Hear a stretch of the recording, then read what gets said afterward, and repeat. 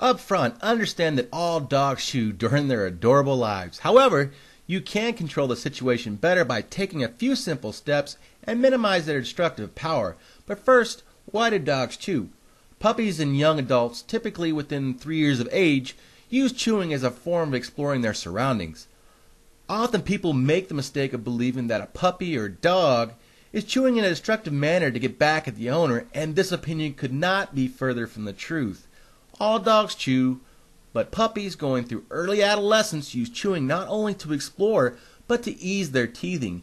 In older dogs, chewing is still a form of exploration. However, the problem is generally associated with isolation for long periods of time, boredom, and anxiety, especially if the chewing becomes destructive.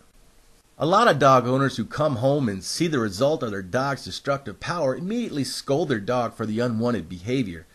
Now granted, a situation like this can be quite frustrating. However, as the owner, you need to be responsible for their problem and not the pet.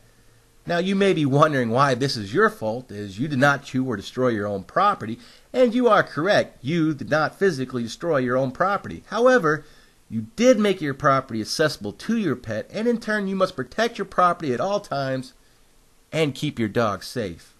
Now take a moment to absorb this thought, then proceed to simple things that you can do to manage this situation a little better and minimize the destructive chewing habits of your dog or puppy. Be realistic when introducing your new puppy or dog to your home and accept the fact that there is going to be some destruction by chewing. However, reduce the problem by taking on the responsibility of doggy-proofing your home. Now, doggy-proofing your home is simple by just removing personal belongings that are left out and are easily accessible to your puppy or adult dog. You will want to remove things such as shoes, socks, left-out food, trash, remote control, magazine, and even exposed wires to your stereo. Make sure your puppy or dog has plenty of chew toys that he or she can play with. In addition, these toys should be clearly separate from normal things that you find in your household. Never play with your pet with a shoe or a household item as a play toy, nor should you buy a toy that has realistic similarities to a household item and then expect the puppy or dog to distinguish between the two later. Do not give your dog a complete access to your entire house, especially when you're away from home. You would not give a stranger the keys to your house while you're away, so until you are at a point that you can trust your pet completely, make sure you crate them or put them in a safe zone within a room. A safe zone can be something like a laundry room or an area that is gated off and is deemed his area until you return home. So what should you not do? Well, first, do not make the mistake of trying to reprimand your dog unless he or she is caught in the act. A lot of dog owners often believe their pets understand why they are being punished an hour later, but this cannot be further from the truth, as animals have no concept of time.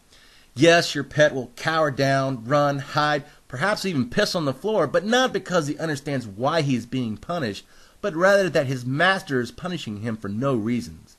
Pets, unless caught in the act, fail to make that connection of why they are being punished.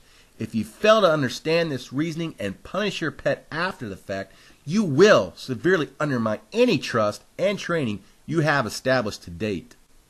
Dog chewing is one of many unwanted behavioral problems that come into play when trying to train your dog. Make no mistake, dogs and puppies will often trade one behavioral problem for another, and that is why you need to gain more knowledge in the dog training field so you can handle each one appropriately.